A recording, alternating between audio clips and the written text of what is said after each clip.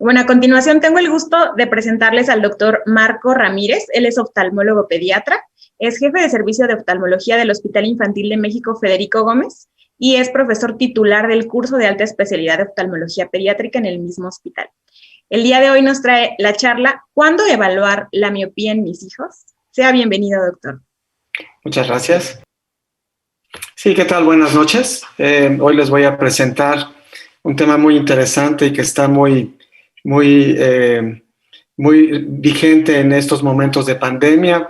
Es cómo saber si mi hijo tiene miopía y alguna otra alteración que pueda ocasionarle mala visión a nuestros hijos. Lo primero que tenemos que recordar es que existen 3 tipos de alteraciones que pueden ocasionar la necesidad de lentes. Una es el astigmatismo, que consiste en que una persona vea distorsionado tanto de cerca como de lejos, y esto es ocasionado por un ovalamiento de la córnea, y puede ser acompañada con o sin miopía o hipermetropía, o puede ocurrir solita. La miopía significa que el ojo es un poco más grande de lo normal, y lo que nos ocasiona, como ustedes ven aquí, es que una persona vea borroso de lejos. Sobre todo, cada vez se va haciendo más difícil ver las letras pequeñitas. Y la hipermetropía, en términos generales, consiste en que el ojo sea un poco más pequeño de lo normal y ellos ven borroso tanto de cerca como de lejos, y tanto la miopía como la hipermetropía pueden estar acompañadas o no de astigmatismo. Nosotros somos un país donde no es tan frecuente como en otros lugares los errores refractivos, por fortuna, pero esto puede cambiar porque ya lo vamos a ver más adelante. Los errores refractivos como la miopía pueden ser afectados por factores ambientales. Calculamos que aproximadamente un 10% de la población pediátrica requiere anteojos para desempeñarse adecuadamente en la escuela. Y esto significa que, por ejemplo, en una primaria que tiene un grupo de 30 niños en el salón, aproximadamente 3 niños, cuando mucho 4, deberían de tener anteojos. Los errores refractivos más frecuentes son la miopía y el astigmatismo. Y esto se distribuye de una manera muy equitativa, como podemos ver aquí en un trabajo muy interesante que se hizo en diferentes estados, en todos los estados donde se hicieron estos análisis. ¿Cuáles son los síntomas? Bueno, son muy variables porque los errores refractivos pueden ocurrir tan temprano como en la lactancia, antes de los 2 años. Por ejemplo, un paciente de menos de 2 años, lo que hemos visto es que se acerca demasiado a objetos de interés, como por ejemplo un juguete o la comida, se los acerca de manera más exagerada de lo que debería de acercarse. En edad preescolar también se pueden acercar mucho los objetos de interés, pero también cuando intentan ver algo de lejos, entrecierran los párpados, los hacen chiquitos o se frotan los ojos. Y en la edad escolar, bueno, pues como sus necesidades visuales ya son más de lejos que de cerca, a diferencia de los lactantes y los preescolares, entonces ya nos pueden manifestar que tienen dificultad para ver el pizarrón. Y algo muy importante es que el dolor de cabeza muy rara vez es un síntoma de error refractivo, de que tengan miopía o astigmatismo. Es más frecuente todo lo que les mencioné antes. ¿Cuándo les mandamos lentes a los niños? Bueno, también es muy variable y depende de la edad. Nosotros como oftalmólogos pediatras tenemos unas guías muy especiales y no siempre mandamos lentes. Por ejemplo, antes de los 2 años de edad y en edad preescolar, solamente que tengan miopías muy altas o hipermetropías muy altas o astigmatismos arriba de 1.50, o si se les desvía el ojo hacia adentro, mandamos lentes. Es muy raro ver un bebé como este con unos lentes así, porque en general la mayor parte de las veces no lo necesitan.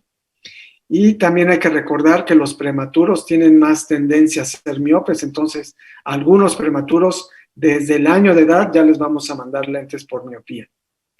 Y los mayores de 7 años, bueno, pues ya les podemos mandar graduaciones no muy altas porque pueden verse beneficiados con el uso de anteojos para un mejor desempeño escolar. ¿Es peligroso usar o no usar anteojos? Bueno, depende también.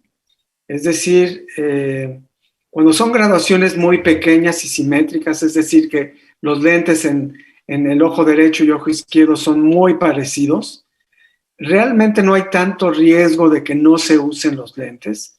Lo único que va a suceder con esta persona es que quizá vaya a tener dificultad para ver el pizarrón y se tenga que parar y acercarse, o acercarse a la tele si intenta leer subtítulos, pero realmente no es peligroso. Pero sí es peligroso cuando son graduaciones altas. Por ejemplo, cuando son hipermétropes de más de 3.5 dioptrías o son miopes de más de 3 dioptrías, porque esto les puede ocasionar ojo flojo. También es peligroso que no use lentes un niño cuando hay diferencia de graduación entre ambos ojos, sobre todo si esta diferencia es mayor de 1.50 dioptrías.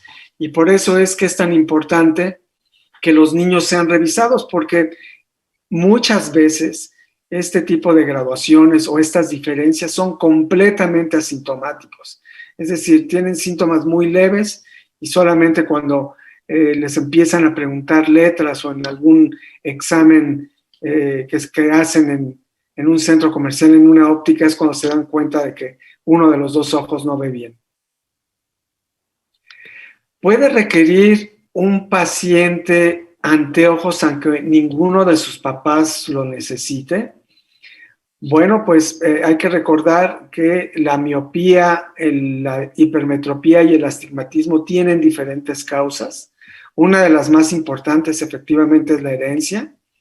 Es decir, si el abuelito, el papá usan lentes, sobre todo si usan lentes de graduaciones moderadas o altas, es muy probable que alguno de los hijos de esta persona vayan a necesitar lentes, tanto de parte materna como paterna.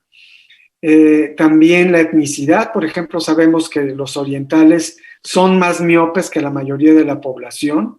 Los pacientes prematuros, como les había comentado, algunos niños que tienen estrabismo son muy hipermétropes y hay que mandarle lentes, como el caso de esta nena que tiene su ojito desviado hacia adentro, o algunos niños que tienen cataratas y requieren ser operados, les necesitamos poner lentes. Vean cómo se le ve los ojos más grandes de lo que habitualmente se ve con unos lentes de poca graduación. Pero también hay otras causas y son muy importantes ahora con la pandemia. Los factores ambientales. Ya está bien demostrado que el exceso de trabajo visual cercano puede contribuir a la aparición de miopía y astigmatismo. Otra causa muy importante es la falta de exposición a la luz ultravioleta. Es decir, ya se demostró que la luz ultravioleta no solamente nos ayuda a formar vitamina D, sino que también le ayuda al ojo a producir hormonas internas que hace que el ojo se forme y crezca de manera normal, que no crezca demasiado grande, por decirlo así. También hay indicios de que la falta de actividad física, por ejemplo, el sedentarismo, que está asociado con el uso de videojuegos, de celulares, de tabletas, o ahora en la pandemia que estamos confinados dentro de nuestras casas, también puede contribuir al desarrollo de miopía. Y recientemente se ha sugerido que la alimentación con exceso de azúcares también puede influir en la aparición de miopía. Y esto pues ya fue publicado. Por ejemplo, aquí está un estudio que se hizo en Francia, donde el exceso de carbohidratos refinados lo asociaron con aparición de miopía. También la falta de actividad física, como viene en este otro artículo. Y lo que más se recomienda por todos los oftalmólogos pediatras es incentivar las actividades al aire libre, en espacios abiertos, porque esto ayuda al ojo a que crezca normalmente. ¿Qué tanto afecta el desempeño escolar la falta de anteojos en nuestros hijos? Esto es muy controvertido porque el desempeño escolar no solamente depende de la visión, sino depende de la atención, depende de muchos otros factores, incluso factores familiares, alimentación, tiempo para estudiar, muchas cosas. Entonces, puede ayudar a que los niños tengan un desempeño mejor y lean mejor, pero no le podemos atribuir al 100% que la falta de anteojos produzca mal desempeño escolar. ¿Y cuáles son las medidas preventivas que yo les recomiendo? Bueno, las primeras que no les recomiendo mucho son el uso de filtros azules o pantallas especiales, porque a pesar de que nos dicen que esto ayuda a que no perdamos o no tengamos alteraciones en nuestro ciclo vigilia-sueño, realmente no son tan efectivas. Ya se ha demostrado en trabajos científicos que son mucho más eficientes otras cosas, como por ejemplo poner en modo nocturno la pantalla para que no tenga una luz tan brillante, no nos estimule tanto el cerebro. Pero lo más importante es que las medidas simples son las mejores. Yo lo que más recomiendo es descansos visuales entre clases en línea de 5 a 10 minutos preferentemente, actividad física en espacios abiertos, importantísimo. Aquí está mi hija haciendo su tarea muy cerca de una ventana para que le entre la luz ultravioleta y tenga iluminación artificial, no tenga iluminación artificial, y no usar videojuegos, dispositivos celulares al menos 2 horas antes de dormir. Es muy importante que todos los niños tengan una revisión ocular, ya lo dice la Cartilla Nacional de Vacunación, y yo les sugiero que idealmente deba hacerse por un oftalmólogo pediatra. ¿Cuánto tiempo puede usar mi hijo o mi hija los dispositivos electrónicos? Bueno, la Academia Americana de Pediatría recomienda un plan de consumo mediático. Ya lo publicaron en la revista Pediatrics, es muy interesante. Aquí está el link, les recomiendo mucho que lo visiten. Y depende mucho de cómo organicen las actividades familiares y los espacios donde no deben usarse tabletas o celulares. Y si tomamos en cuenta todo esto, por ejemplo, el sueño, escuela, lectura, actividades físicas, comidas, tareas escolares, yo creo que 1 hora de uso de dispositivos electrónicos para diversión es más que suficiente. Y ya para finalizar, les comparto unos pósters que están usando en Singapur, que tienen un problema muy grande de miopía ahí, es un problema de salud pública, porque el 80% de los niños son miopes allá. Y vean cómo lo que incentivan son actividades al aire libre, entre familia mucho mejor, porque a diferencia de los dispositivos que nos aleja de nuestros seres queridos, las actividades al aire libre nos acercan con nuestros papás, estimulan la actividad física, disminuyen el riesgo de obesidad, estimulan el cerebro de los niños, en fin, tiene todas las beneficios que ustedes se puedan imaginar. Eso es todo, muchas gracias. Doctor Marco, muchísimas gracias por esta información tan útil que nos acaba de dar.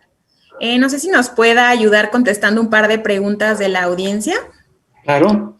La primera dice, si hay antecedentes familiares del niño con grados altos de miopía y astigmatismo, ¿sería oportuno hacerle un examen de la vista para descartar alguna alteración en la vista?